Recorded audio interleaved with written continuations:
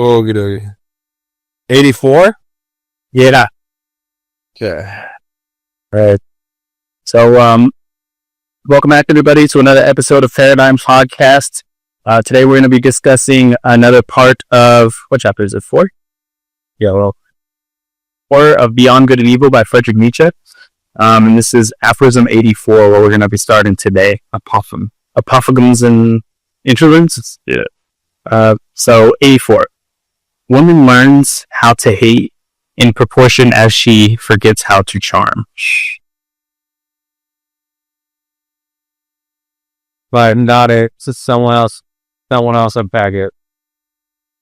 So I've been playing with the voice chat mode with AI. You talk to it. So we've been down some things, and they said losing one's innate qualities such as charm leads to negative emotions. It is a reflection on how our traits influence emotional responses. That was interesting to think about as you're learning how to hate. Like, you're kind of making progress towards the ins and outs of hating, but then you're also losing or you're forgetting something as well. So you're learn with the forward arrow, and then under it forget is the reverse arrow. So it's kind of both things happening, going in opposite direction. Yeah, it's an indirect relationship, if you guys remember from algebra. When one thing goes up, the other goes down, and they're tied together. So as a woman increases her hate, she loses her charm. That makes sense. I think a certain archetype, let's say Karen is an archetype, a woman archetype that everyone's familiar with. Okay, I would say on the graph, the scatter plot or whatever, that she leans on way more on the hate side. Okay, just her typical as she walks in, that's why she's always a problem. You would not say that a Karen is charming, right? So I mean, I would say that checks out. So the math checks out on that one. Okay, retweet. It reminds me of How I Met Your Mother, the hot to crazy scale. Yeah, that was more of a direct relationship, but the hotter you are, the crazier you are, and the crazier you are, the hot. But just the reverse of that. Retweet. Yeah, retweet, share. All right, 85. The same emotions are in man and woman, but in different tempo. On that account, man and woman never cease to misunderstand each other. Yeah, I love that one. It's me we're reading the same book, or you're playing the same song, or you're dancing. It's just but one version is just sped up. You really are feeling the same thing, but you're always why do I can never quite understand? And they can never quite understand either. Just but we are the same but different. What's that from The Dictator? He's same but different. Different. Yeah, it's interesting. I mean, we've all observed this in our personal relationships. You guys can have the same emotion and same end goal, but the tempo, I think that was interesting. Are you guys slower in tempo than women, or are you faster? I think of more of the sides of at least the sides of my brain that are working. I think it's more logical, right? Rather than the emotional, or is it the left side of the brain is the emotional creative side, and the right side is I don't know. I could be getting that wrong. But that's how I thought of it. Was I use my logical brain and how to get to the closest thing to reason. And she could be thinking of well, this doesn't make me feel good. If it's right? But it's the same. Yeah, I mean, it's a superpower if you can learn how to harness both of you guys are trying to get to the same goal. Both of you guys are looking at it from a different angle, like you're saying, emotion versus logic. It's a superpower if you guys can combine together to collaborate on a solution. Made me think of when I'm DJing, and it could be the right song in key, but even at the right tempo, that there's not synced together, the mix just sounds really off, and you could definitely tell if something's going on. What is tempo in DJing? BPM. Beats per minute? Yeah.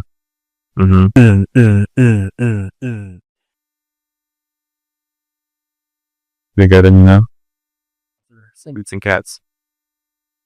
All right, 86. Yeah, 86. In the background of all their personal vanity, women themselves have still their impersonal scorn for women.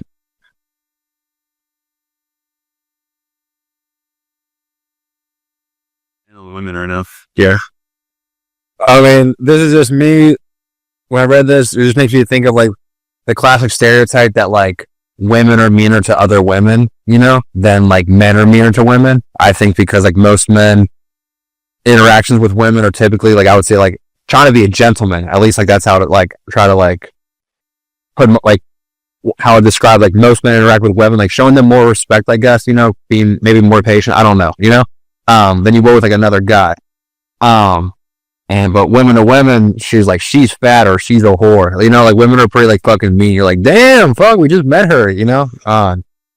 So that's what I thought of when I read this. Yeah, I can see that correlation. That's saying I think Jordan Peterson, where I learned it from, Jordan Peterson talks about the adolescence of children, or like their young adult life. Boys are more prone to be more physical with each other, to let out their disliking for each other, and then women are more likely to like kind of like talk behind each other's backs and like be a transition. Yeah, it's a lot more. I guess let's just use the word hate is heightened.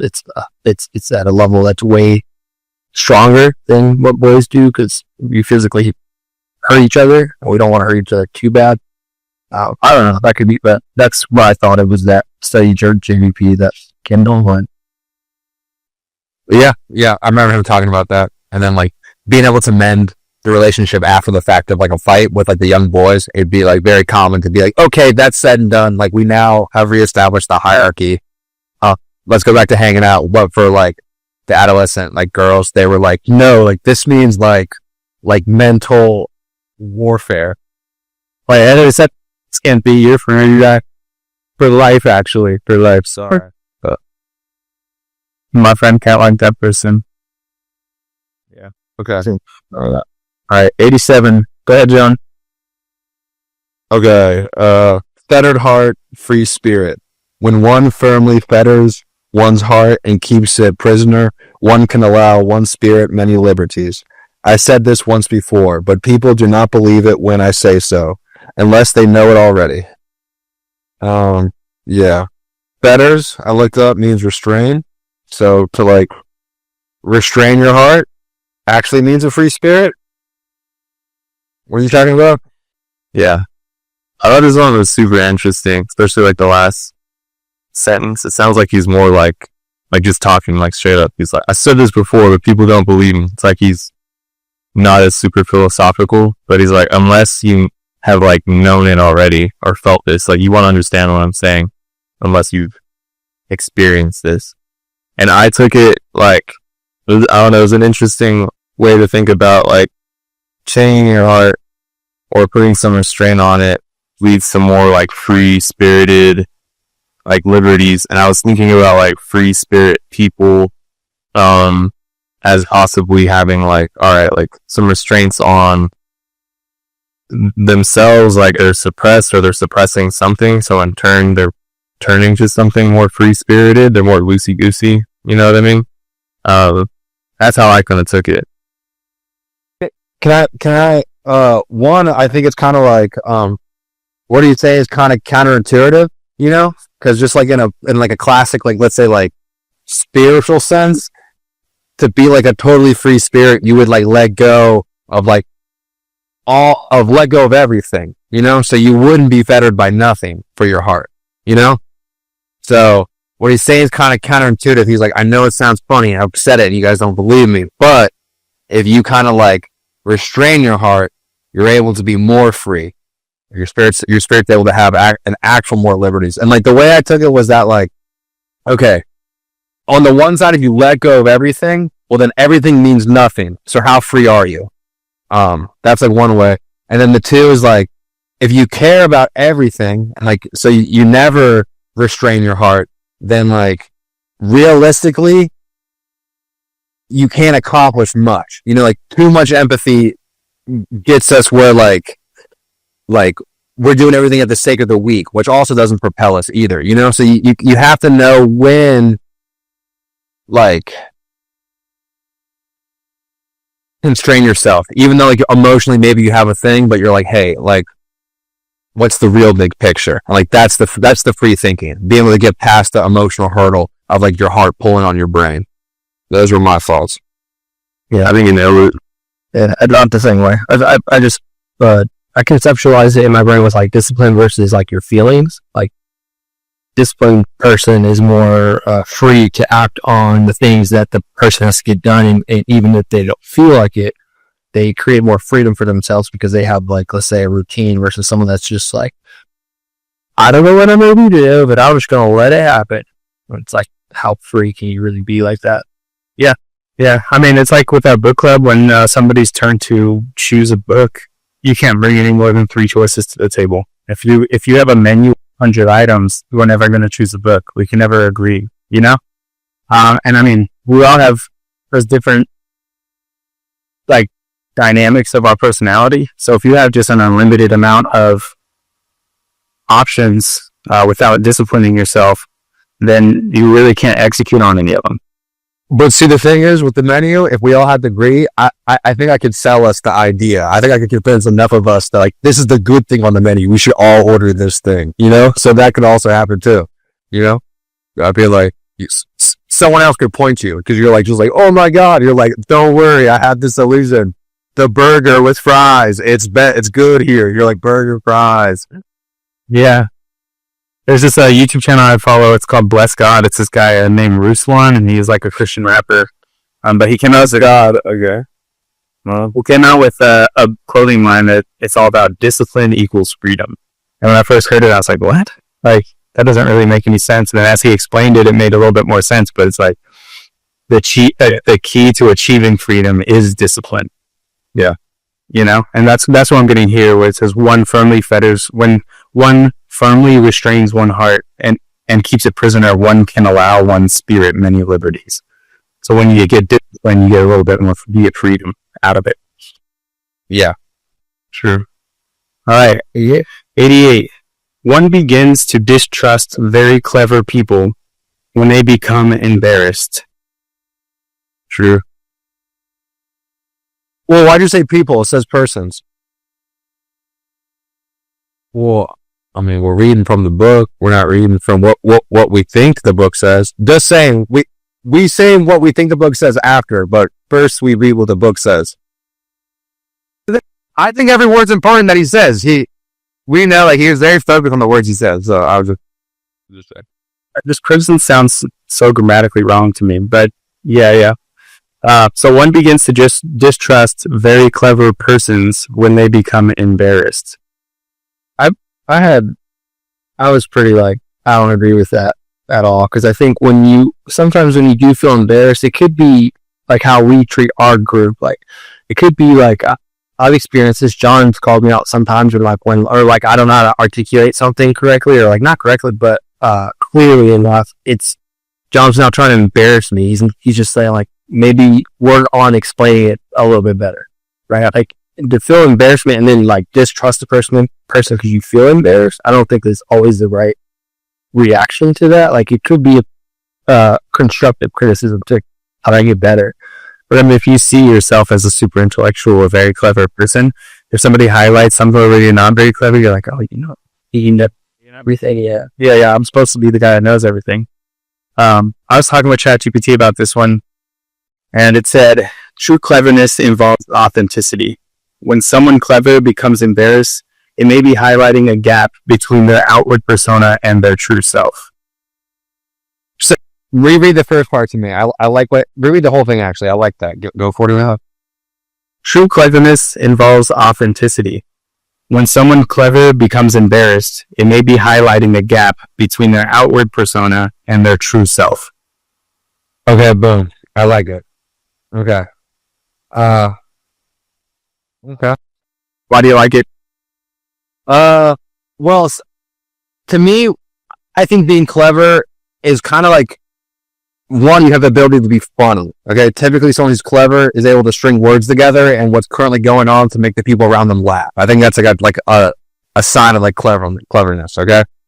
And I think a lot of what cleverness comes from is like your confidence of like, again, like knowing how to like solve the puzzle and getting people to be like, whatever puzzle it is, and then like showing off like your finished puzzle to like the crowd, like whether it's like in science or jiu-jitsu or like again like comedy, like with your friends, and then if that person who's technically clever gets embarrassed, there's a gap between like what he's showing everyone else and like what's really inside, which is like a man like pulling the machines real hard, like bug, dude, like everyone's like, keep it going, we're killing it,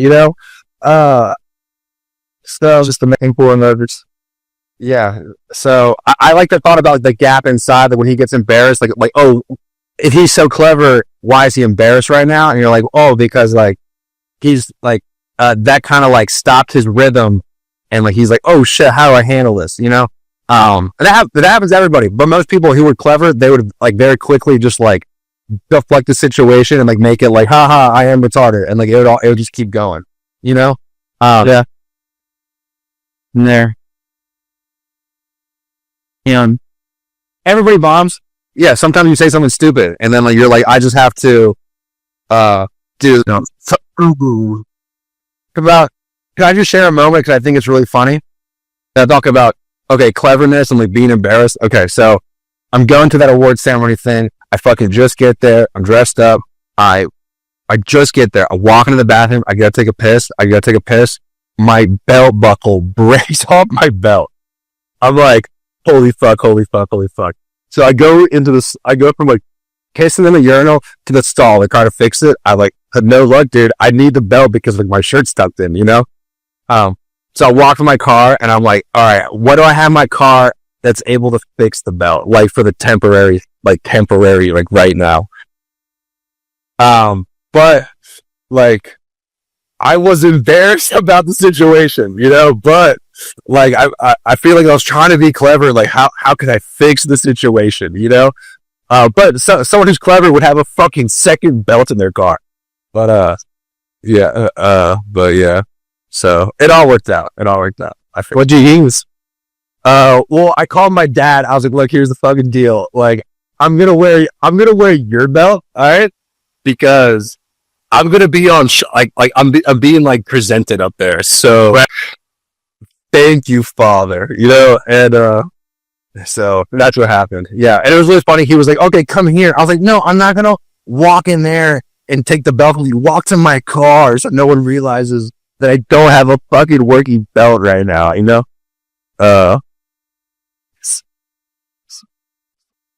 What? Why do you think he says one begins to distrust? The beginning of that statement. Like, I feel like we didn't touch on that enough. This is me. This is when I read this. This is like my first raw thought. Whatever ChatGPT said, this was my first raw thought. Is that when you get embarrassed, you look around and see like, did a clever person lay a trap for me to look embarrassed in front of all these people? Or is a clever person going to use this embarrassing moment to capitalize on me? Because that's what I would do. If someone would have something stupid happen, I'd be like, oh my gosh, fresh ammo. Boom, boom, boom, because like it's funny, So I feel like if you're the embarrassed person, you quickly like try to be like, you like do like a like analysis or be like, okay, threat level, like who's gonna make fun of me? And you're like, okay, all clear, just the homies, So that's what I thought. I thought if you think of somebody who's very clever, they tend to be smart. And if this person's smart, why did they become embarrassed? They shouldn't slip up. Right. So you begin to question people that are smart, like, maybe they don't, in fact, know everything. Or I just don't have to fully trust everything this person says because they can make mistakes as well. They just became embarrassed. So I think that kind of is where he says distrust for very clever people. Oh, yeah, I kind of read that differently. One begins to distrust very clever persons when they, meaning me, you become embarrassed. Okay. I read it as in like the person being embarrassed, he distrusts a clever person. That's the way I took it. Okay. Yeah, I took it as the very clever person becoming embarrassed. Yeah, I think that's what it was supposed to be. No. No. Dreadful experiences raise the question whether he who experiences them is not something dreadful also. I like this one personally. He's asking the question. My answer is no. But it's not 100%. It's like, who are you asking? Like, dreadful experiences can create a dreadful person, you know? But it can also create a lot of different people. It all depends, like, how you, like, take that experience and then, like, write it in the history of your mind, you know? Right. So, I feel like he's just asking the question, because I feel like he's like, yeah.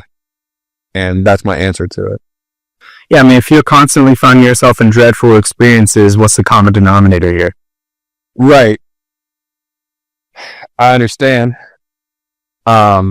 But fuck, maybe because you're just fucking the perfect person to take those hard challenges, you know? No one else could take those dreadful things but you. You were actually built to take that, you know?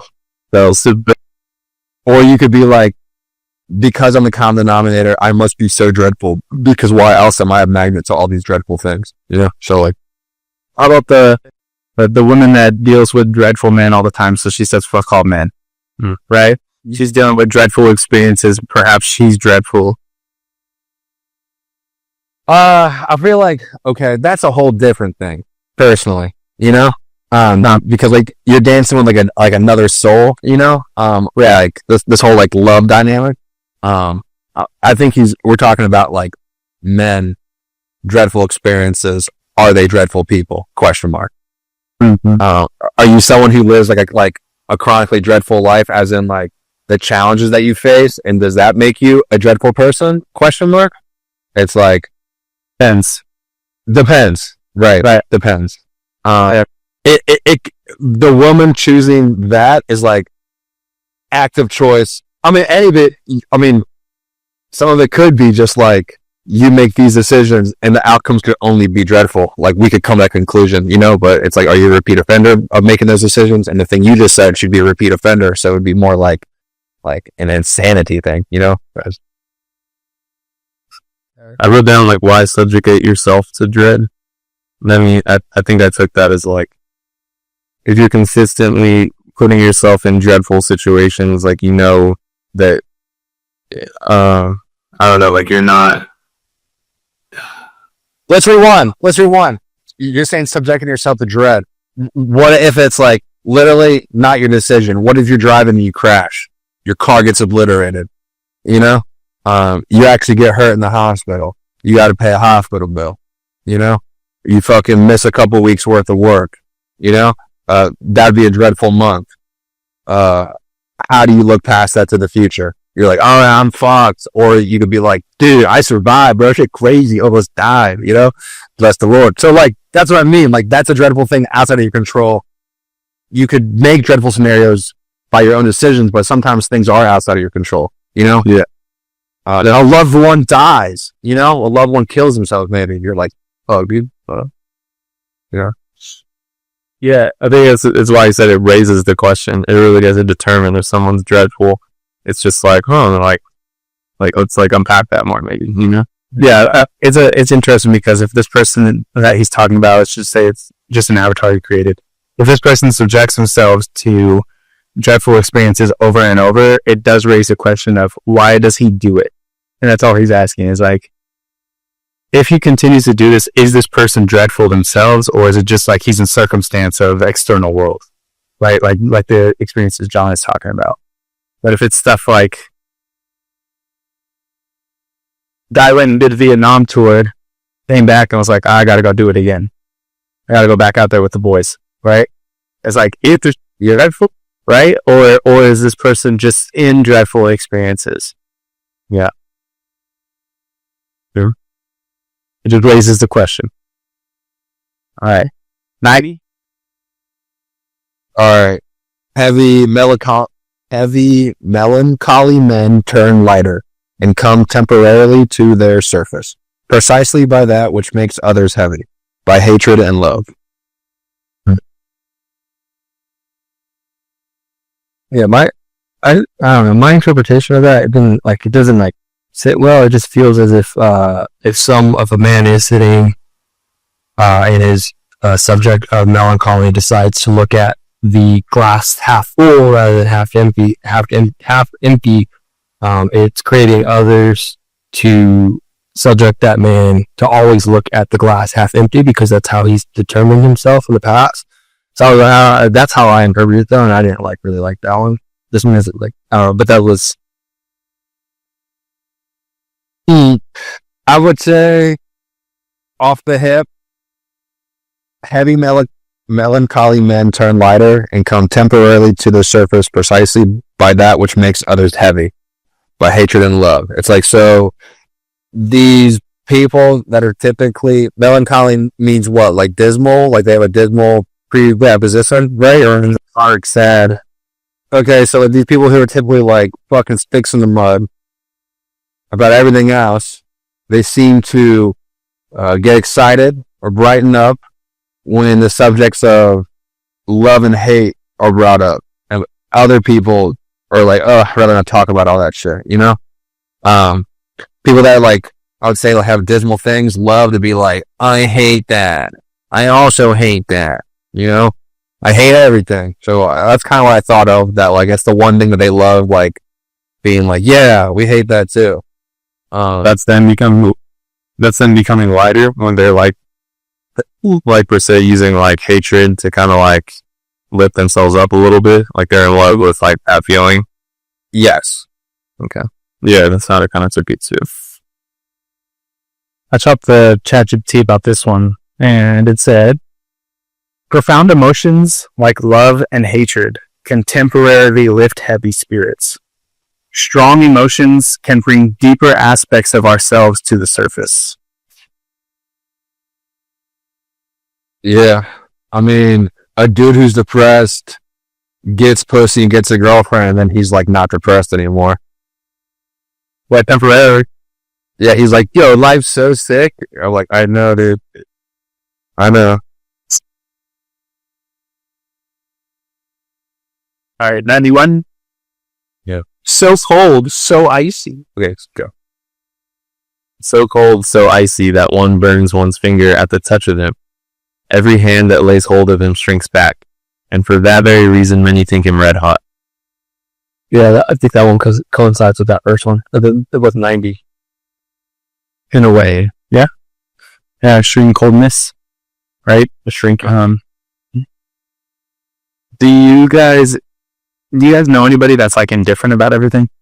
Yeah, so like, when I read this, I think of like an archetype typically of like an older white guy, but this is just in my head, who's kind of like indifferent about everything and doesn't have much of an emotional bank account for one's feelings in general. And people take that as in that he is like red hot mean, but actually he's ice cold indifferent. But most people don't know how to like translate that type of social dynamic, so they take him as being like a mean old grump, but he's really just an indifferent old grump, which is different, I think. You know? You as mean? You interpret a red hot? Yeah. Just like As like an aggressive nature, an aggressive aura, you know? So aggressiveness. I took it as intense. Yeah, I guess it's the same. Like somebody who's indifferent, you can interpret them as an intense person, when in fact they are just indifferent. Right. It could be mean, it could be intellectual, it could be many different things, but to an intense level. Well, I thought about someone who's like cold, like the average typical like cold person. Someone's like, "Oh, that was very cold of you." You know what I mean? It's not like that they were like mean or something, but it's just like kind of like, I don't care. That Right, yeah. There was no intention of malice pointed at you directly, right, but people take the ice cold indifference of like your nature and emotion towards like their reality that they interpret it as being like an aggressive nature, because like, why don't you care at all? You know? I worked with a guy at one of my former companies, and he was just like that. And everybody, when they would talk to him, they're like, I really don't want to have to go ask this guy a question, you know? Like he's an intense guy, but really he's just like, I don't care. I don't care. I don't care. I don't care about you. I don't care about this company. I don't give a fuck. Okay. Okay, I have a wife that just does this all day. Okay, so about the fuck. I'm not being mean. I just don't. Care. They're like, don't you want to go to the company party? He was like, I don't care about the company. Why would I want to go to the party? You know, I think like an example of that is like, what's it called? Parks and Rec. Parks and Rec has a guy who's like very indifferent and everyone thinks he's mean, but he's really just like what we're talking about. I got him sponsored, everybody's running sponsored. Yeah, exactly. Bingo. It's about whiskey, big. No. He's mean, but really he just like doesn't care. You know, he's like, I don't give a fuck about this. Is nothing. All right, next one. Yeah, that's 92.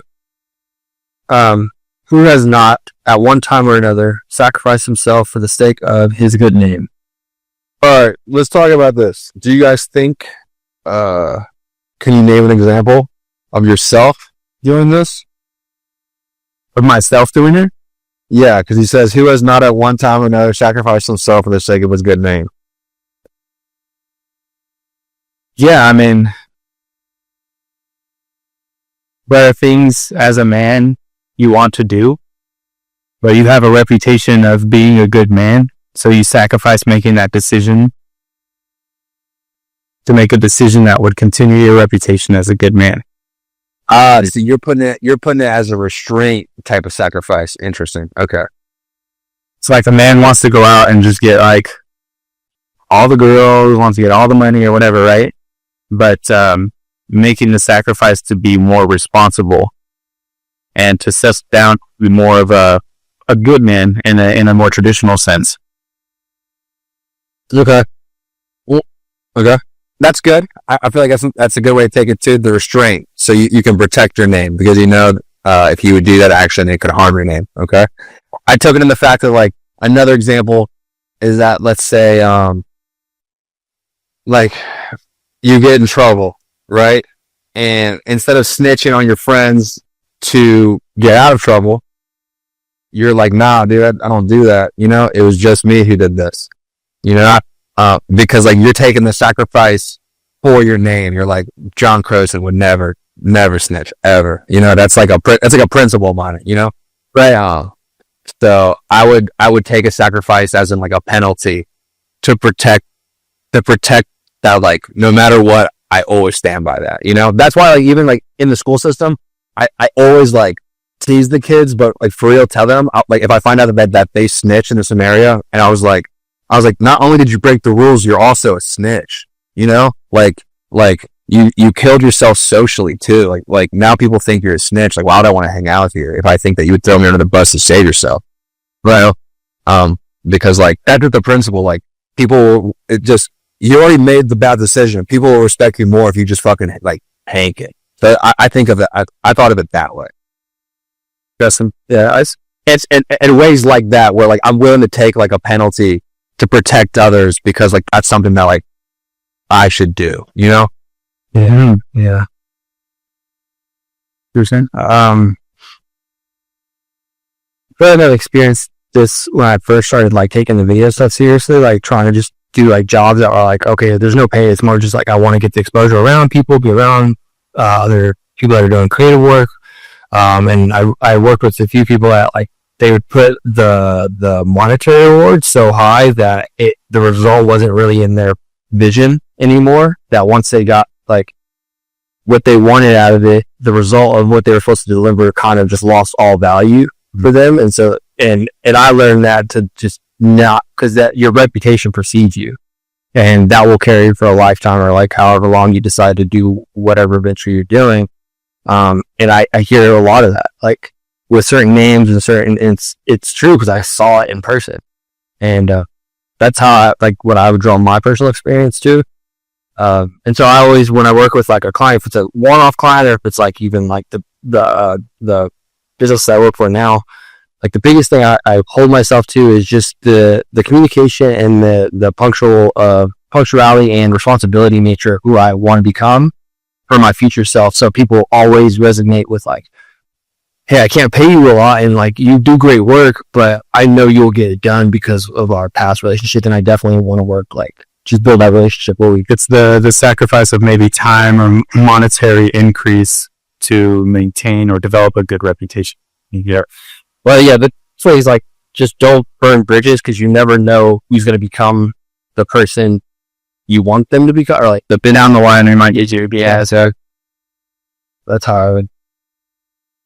Yes, and how we interpret it all a little differently. Nice. All right. 93. Unless there's something to add. Anybody have anything to add? No, okay. 93. In affability, there is no hatred of men, but precisely on that account, a great deal too much contempt of men. What's affability mean? Affability is being friendly, approachable, and agreeable, having a warm, pleasant demeanor. Friendly men. Is he shot? Yeah, do you think? I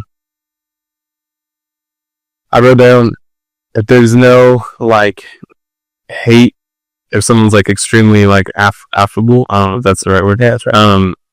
Towards like men, let's say like let's bring morals into the equation, like evil men, then there's no true value of like, or no true estimation of value within men. So you need to have something there to like kind of attribute like how evil someone could be in order to perceive if like there's someone like I don't know, like you should just be friendly with all the time, everywhere, and to everybody, you know? I don't know if that made sense, but I thought there was like some estimation of like if there's no hate or assessment of how evil men could be, then that's like not good, you know?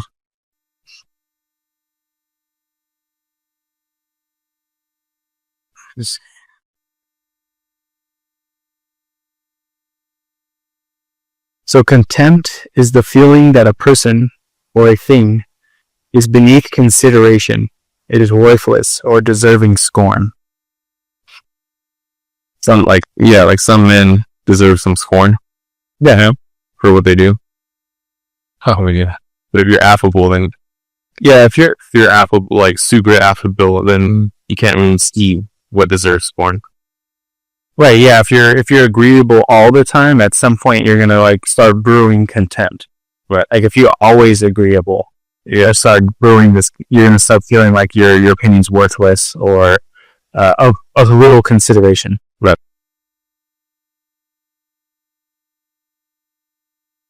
Yeah. Alright, anything else to add? Alright.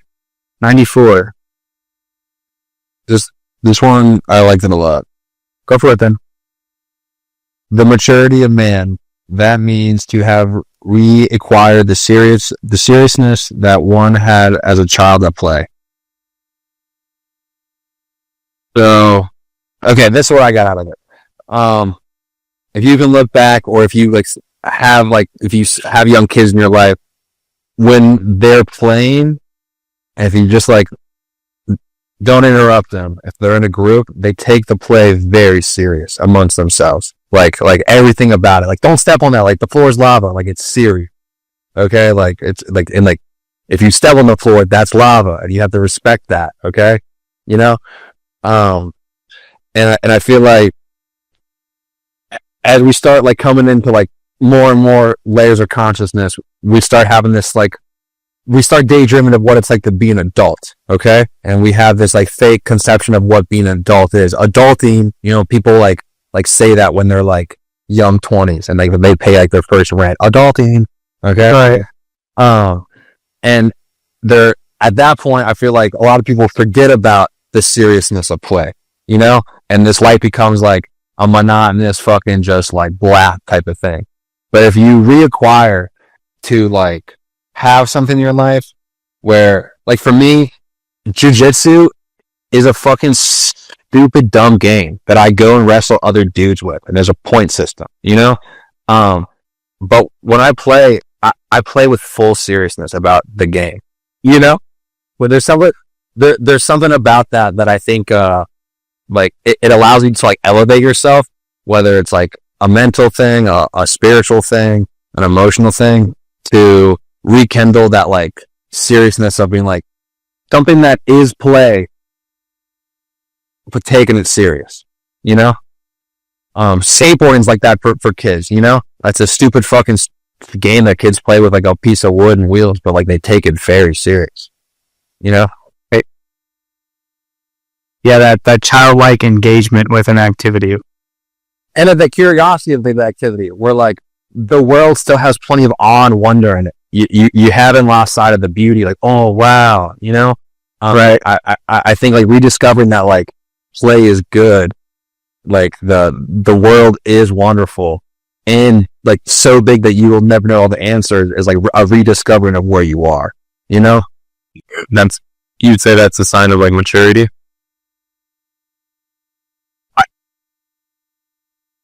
I don't know. I know Jordan Peterson says like a sign of a good man is a man that like is connected with his inner child and knows how to play. You know, so, you know, like we respect him. I'd probably agree with that. But I think I'm biased. I feel like I've been able to still have a lot of fun and stuff. You know, Further down, I don't know. Maturing means evaluation of your inner child's play and how to play with yourself. Pause. No, did it. Well, when I think about, like, let's say in the world of consulting, right? In the world of year-round consulting, the person that has become the most mature in their field is the person that has engaged and played with the various different types, or various different lanes within the field. Like, if you keep an open mind, you're willing to be the fool, and you see this like awe and wonder like John was talking about, then you can go and learn about a bunch of different things and mature in a bunch of different ways. So like for you, it might be animation, right? So you see like awe and wonder in different fields and lanes within consulting. And the person that matures the most is the person that takes those different methods of play seriously. Right. Yeah. True. Like that. They may not be mature outside of that, but you know, at least they're mature in you know, in that sense. True. Right. 95. To be ashamed of one's immorality is a step on the ladder at the end of which one is ashamed also of one's morality. True. I agree. I think it's interesting to think about like when you're ashamed of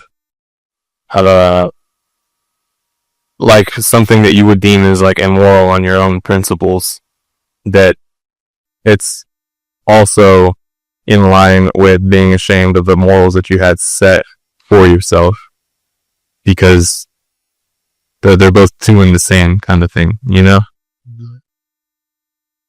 So it's like you're ashamed that you were immoral, and you're ashamed that you had the morals in the first place.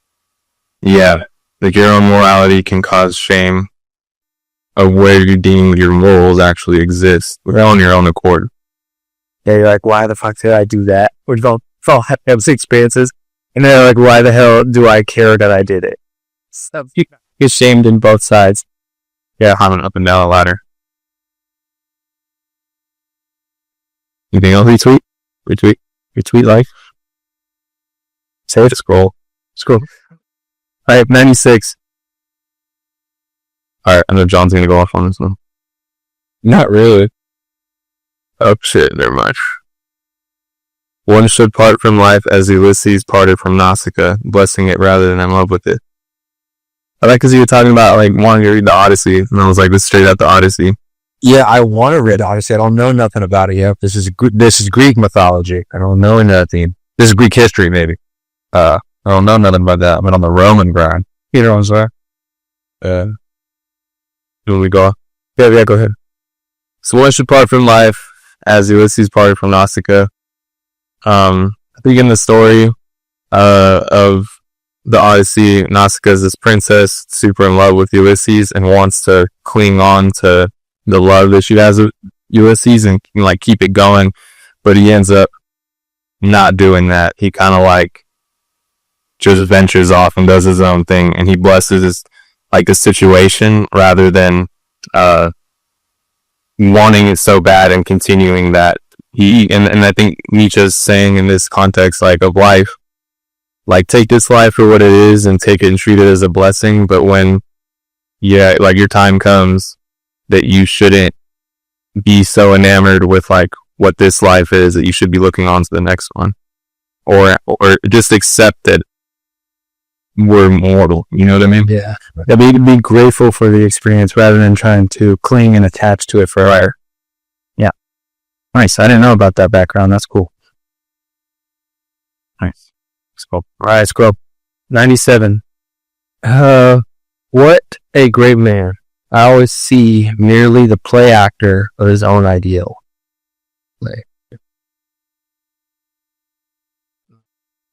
Great men are merely actors of their ideals. This made me think of, like, we always talk about Napoleon. Yeah. And how, like, some would say, like, he was a great man, you know? A lot of people would say. I feel like I just wrote down this off the hit, being the main character of your own story, and I feel like you're kind of playing that role in your own, like, movie, you know? And, like, he's at the center of his own story, and he thought of himself as the main character. So I see it, like, in that light, you know? Yep. Yeah, I definitely, for one, I definitely admire people that try to live one on their own accord, their own principle, but also being that character in their own movie in a way where it is an inspiration to see one go through like trial and error and mess up and acknowledge that I messed up and I'm still gonna continue forward in a way that is gonna make me excel over this trial that I previously failed at. So I always admire people to that. I think what gives me access to admire those people is like social media, like being able to look at other people's stories and people that will like put themselves as a spotlight in a way, but also like give insight of the things what helped them and what to maybe stray away from, and where you can sort of gather guidance in that way of looking at things. So yeah, because I think just more and more it's becoming apparent that most people are watching other people live rather than figuring out how to live on their own. You heard of the phrase "fake it before you make it"? Uh-huh. Yeah. I think that's the essence of this comment, this tweet from Nietzsche back in the day, is like, fake it before you make it. And like Rick Ross, we've all heard his backstory, right? He didn't actually own the cars and the homes in his first videos, but he like made videos with them. And he's playing his ideal. And people bought in, and then he achieved his ideal. He actually got to buy the homes and all that stuff. It also makes me think of David Goggins in a sense, where David Goggins, before he became this like epitome of determination and like doing hard, challenging things, he like he created this, he acted as if until he became that person. And he is the ideal of, you know, challenging tasks and determination, perseverance. And so he played this ideal until it actually became him. And so you fake it until you make it. Mm-hmm. It's kind of what made me think of. I'll just go ahead and say something. This reminds me of when Augustus Octavian finally died. He said, I hope I played my part well. And people oftentimes like wonder, like, what did he mean by that? Something like, the whole thing was like, this life's been a long, long play, and I'm happy to be finally like, closing the curtain. I hope I played my part well. People are like, what did he mean by that? And like, one of them is that like, Octavian's this guy, you know, who united Rome, all this stuff, blah, blah, blah. Was he just playing a character of someone who could do all that, you know? And, was that him? It also made me think of kind of like the simulation theory about how we're all just like avatars of like consciousness, I guess, you know? So like a great man is really just like a fully realized idea, you know, like we're just the avatar of that idea that's like the driving force, like, or like the fuel in the engine of like our avatar, you know, that's like driving us to like reach new heights. You know, Yeah, you created the avatar and then you just kept pushing towards it. the avatar is like the end factor of like where you're at right now. You know, I guess. I mean, the avatar for me when I was an undergrad was was working in an engineering geology firm and the fucking literally 4 weeks away from it. You know, so like you create the avatar, you just keep walking. You just keep walking. All right. 98. When one trains one's conscience, it kisses one while it bites. Yeah. You're thinking, because like if you have to train something, it means it needs some like discipline. And like I thought of like training, like there's like some compassionate kind of like training. Give me a little kiss, a little hug here and there. And then a bite is like the discipline that you're needed in order to actually make some like progress, you know? And if it's your own conscience, then you want to be nice to it, but you also want to like bite it. Yeah. I take this as in like your conscious, like as you learn how to like think, like be a fucking person, okay? Like your internal thoughts, it's like we're so back, and then it's like it's so over. Like when consciousness bites back, like I'm so fucking stupid. Wow, to do that, that's like it biting back. And then like the second you're like able to like make it all right in your head, you're like, we're so back, baby. We are so back. Like thank God I'm able to solve that puzzle. And like sometimes it bites, like the truth, reality, like thinking just like hurts you, you know? Like assessing yourself sometimes bites you, you know? Kiss yourself under, you know, you also kiss yourself with your ego, be like, damn, bro, like I really am killing it. Like I thought and I aimed and then I did, you know? But then you're like, but also I'm retarded, you know? And I hate myself. I feel like that's like normal too. Like that's the bite of like thinking. Yeah. I mean, he's highlighting the bear and bull of training somebody's conscience. You're going to have the ups, the kisses, the biggies, little keys, and then you're going to have the bear where you're going to have like, you know, the bites. I'll do it to the piece. Again, to the piece. All right. Moving on.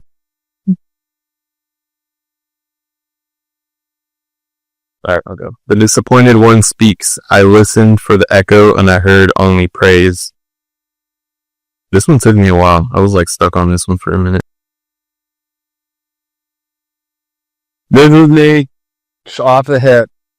The part of I listened for the echo and I heard only praise. So I took it as in the disappointed one. So typically I'm thinking of like whatever archetype is a glass half empty type of person, a victim mentality person, someone who's disappointed with life. So like they're always looking at stuff on like the negative side of the graph instead of the positive side of the graph, but we're both looking at the same picture.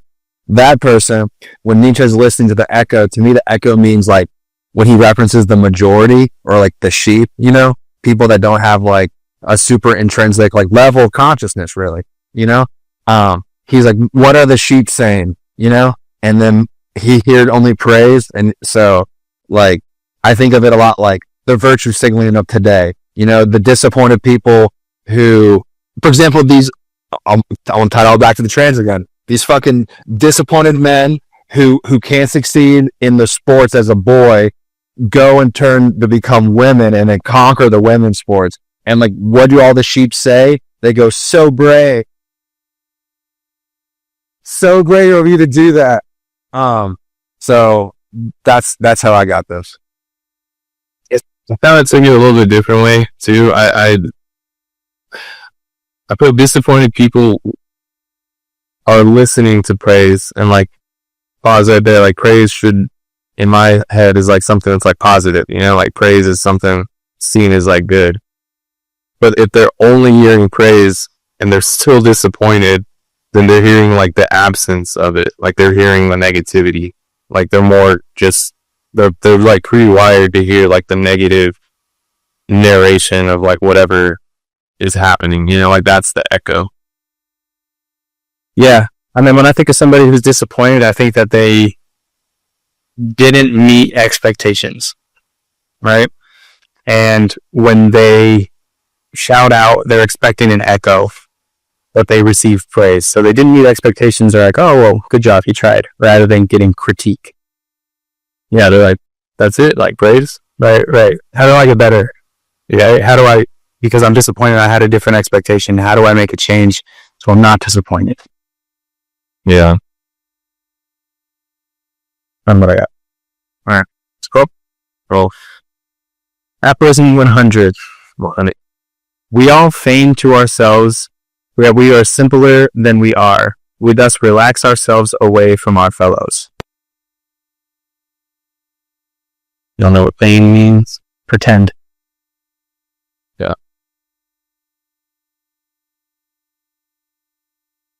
Well, I think he's saying that this is like either a good or a bad thing. I think he's just saying like the nature of pretending that we're actually really simple. Like, I'm a simple man, but we're actually all really complex. And so if we simplify ourselves in a like a context of like our peers, then we kind of like drift away from like the sustenance, like the complexity that we could learn from or something. You know what I mean? Yeah, within nuance. Yeah, like if you're simpler than you are, the person that you have a relationship with can't really dive too deep. Because, I mean, you're not doing it yourself if you see yourself as a simple person. But if you open up the world of possibilities and complexity within yourself, you can actually develop a relationship and not have this distance created because you're too simple. You guys think you're simple? No. I think it's not the simple thing. I think it's just it's just easier to not have to explain everything, you know? Like for example, like someone, I was like, I'm just making like a casual day, and like I list all the things I did today, and they're like, those are 4 big things. How's that a casual day? You know? But like, it's just like, I'm just a simple man, you know? I just love like do jiu-jitsu, go to the bar, go for a bike ride, you know? But like, simple things really don't do too much, you know? So I feel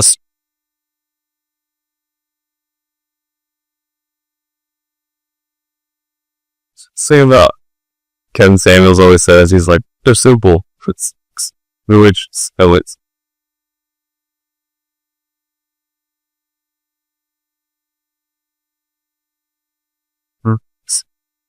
super simple.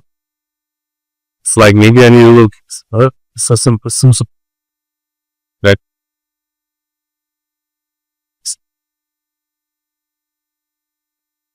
Yeah.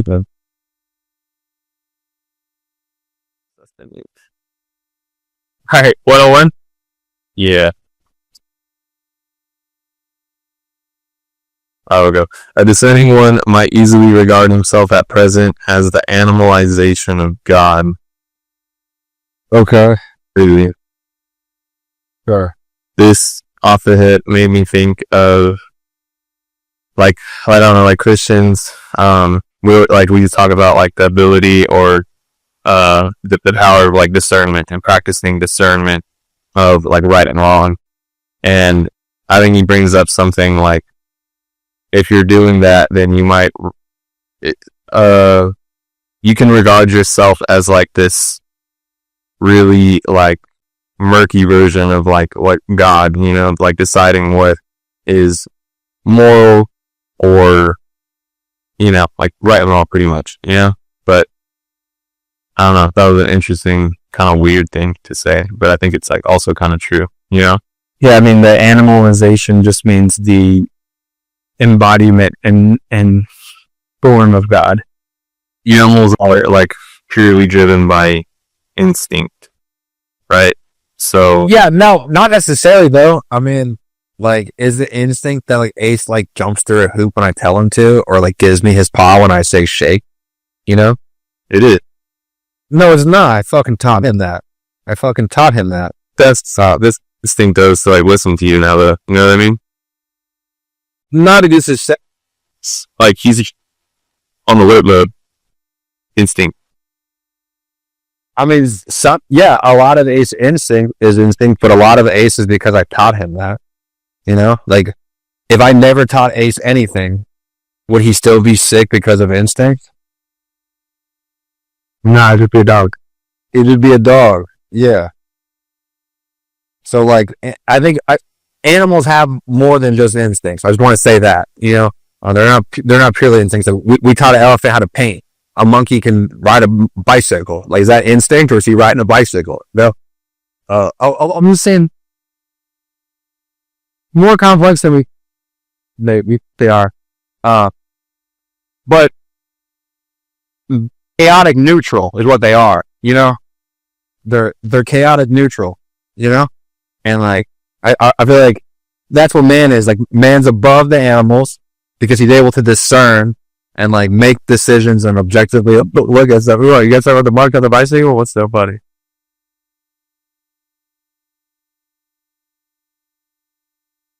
But we are chaotic. Like even with all of our levels of discernment, we still make like poor decisions because like we do still are animals. That's yeah, but Ace isn't a dog. He's a man.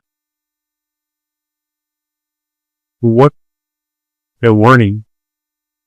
he isn't a man, but sometimes he is one of the boys.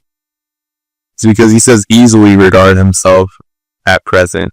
You know what I mean? I feel like the easily thing, like he's like, that's a little too easy. Maybe you should watch out for that because someone who's trying to discern like might just be this like weird version of God, but they're not perfect and they might hold themselves to God's standard, you know?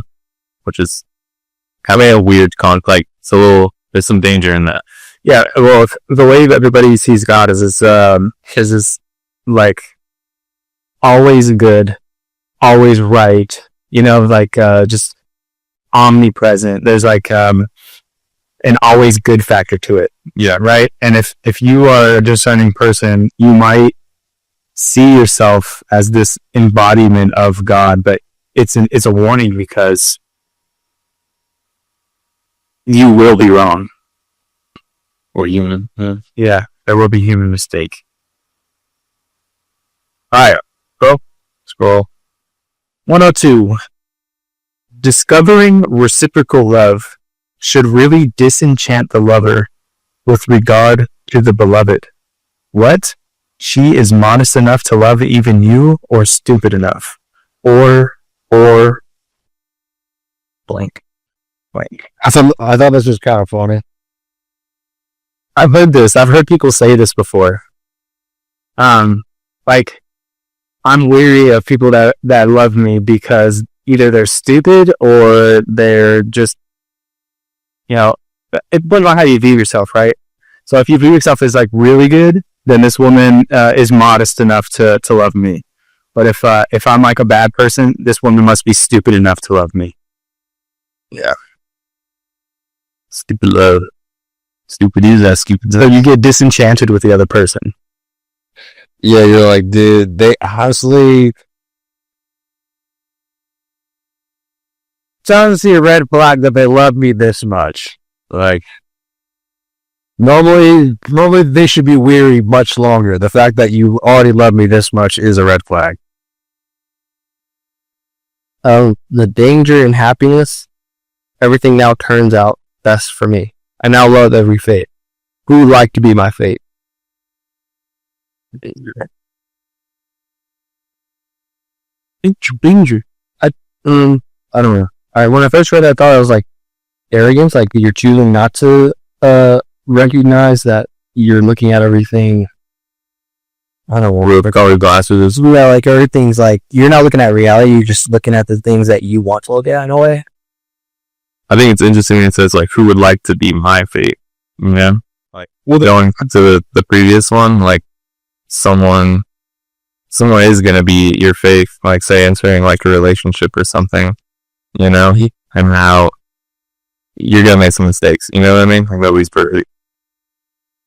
Well, the first part I like, because I feel like, and I know he's saying there's danger in this, but I like to think that this is what I'm trying to model, where I'm like, I love every fate that is given to me, because that literally means I get to fucking be here another day, you know?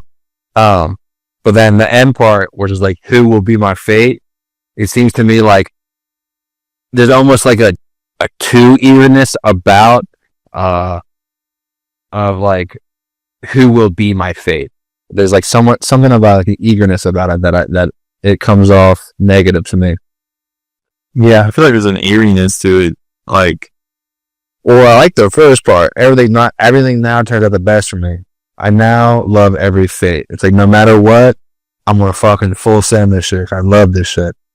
Who would like to be my fate? Then it just seems like almost needy. You know? It's like no. Yeah. The danger and happiness, I've talked about that a lot. That should never be what the goal is.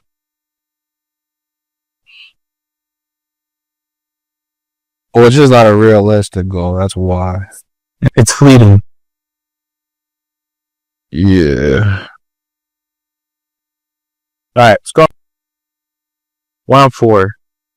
Not their love of humanity, but the impotence of their love prevents the Christians of today burning us. shots fired.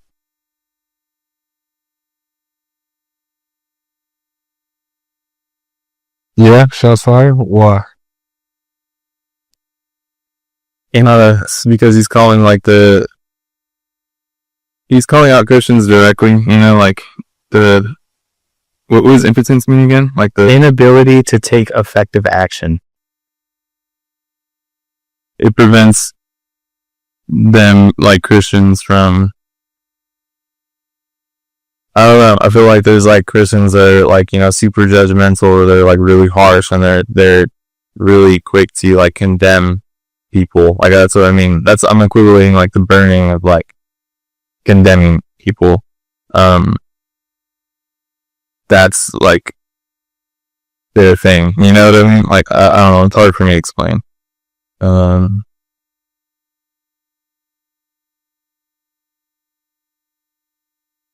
interpreting burning us as like judgment or condemning, rebuking. Yes. Mm-hmm.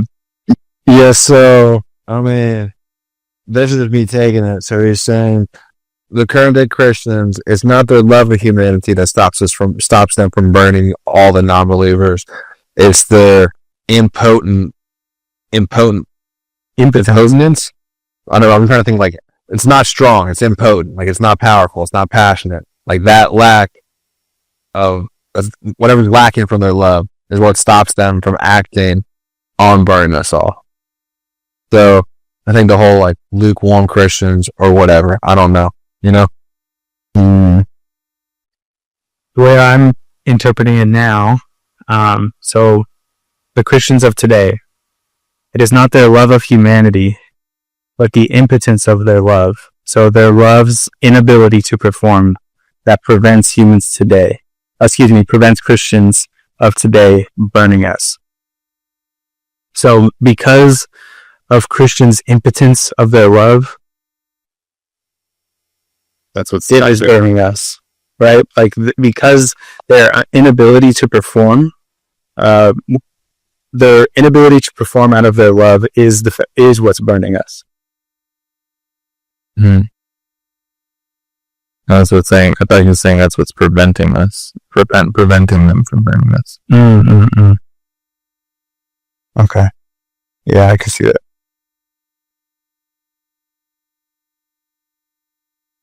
Oh, because he's saying, maybe he's saying like how there's like this, like Christians, like there's some like I'm thinking like the Westboro Baptist Church, like if they're proclaiming like love, but they're holding up signs saying like you're going to hell, or like at funerals and shit. You know what I mean? Like that their love is so like, I don't know, kind of gross. It's like if they have full authority, would they like burn us alive? I don't know. You know what I mean?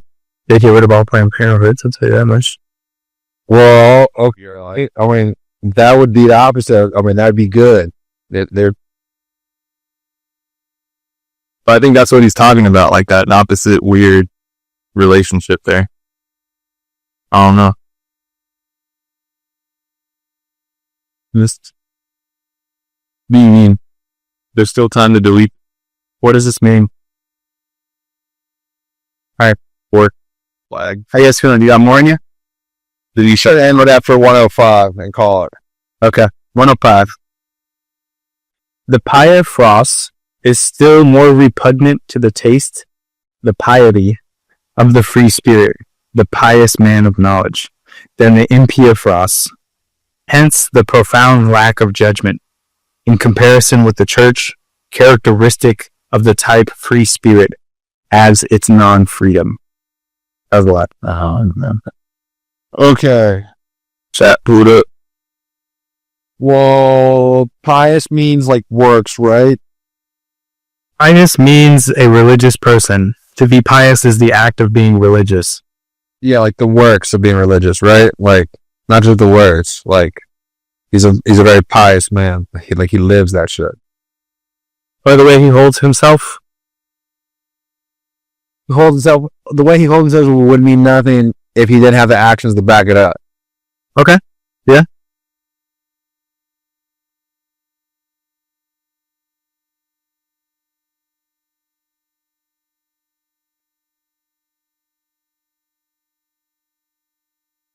All right. Let's see some AI or what? Yeah, it's kind of too much. Later.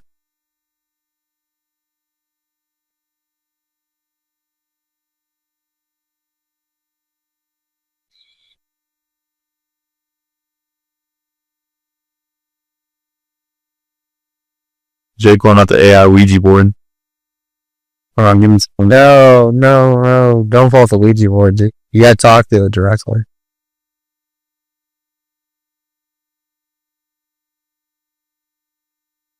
Let's see here. Oh, that was Thor? No, this is just ChatGPT. Oh, ChatGPT, we come to you with another question about Lord Friedrich Nietzsche. Can you hear us from the other side? ChatGPT, can you hear me?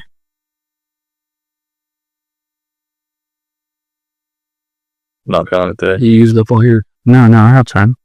The seance isn't working. Let's do the chant again. Use backer price. ChatGPT, can you? We can't. Good question.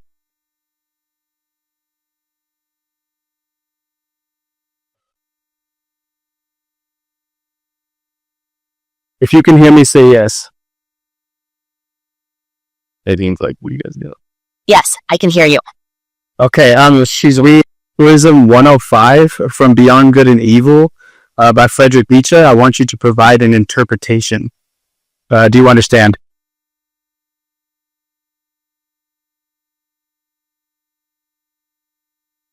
Mm-hmm. Bro, she sucks, dude. You gotta get yourself a male. All right. As an Aphorism 105, the Pythros is still more repugnant to the taste, the piety of the free spirit, the pious man of knowledge, than the Impiophros. Hence, the profound lack of judgment in comparison with the church, characteristic of the type free spirit as its non-freedom. Tell it it's an aphorism 105 in the apologies and interludes. Nietzsche's contrasting blind devotion with the critical nature of free spirits. Oh, I hate her. Nietzsche's contrasting blind devotion with the critical nature of free spirits. He suggests that an unexamined reverence is less genuine than honest skepticism. You gotta be changing it. You gotta change it to a British guy. I just can't take her seriously. I was like, she don't know nothing about Nietzsche. Hi, just call it there. One of next week, and we can we'll just read as many as possible, and we'll continue our conversation from there. And then this.